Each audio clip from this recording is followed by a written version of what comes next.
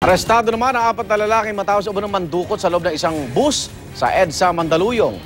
Tiyempo huminto ang bus kung saan nakapesto ang ilang pulis kaya nakapagsumbong ang biktima. Nagbabalik si Jay Sabale.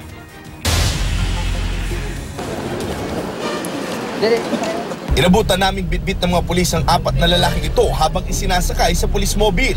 Ilang pulis din ang nooy nasa loob ng bus habang sinisiguradong wala na kasabwat ng 4 na naiwan. Ang 4 kasi, kabilang sa ipit gang nakakatapos lang mambiktima sa naturang bus.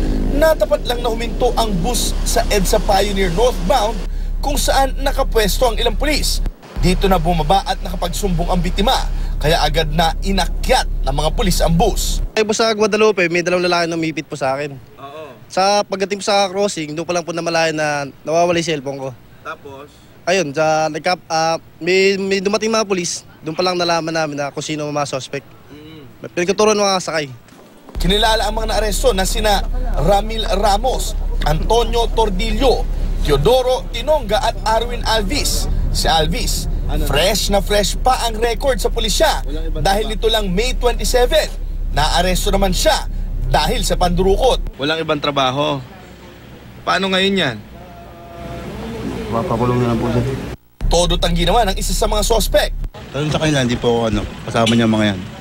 Kaya lang po 3 magkasama.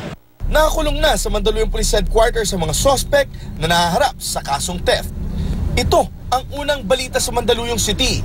Jay Sabale reporting.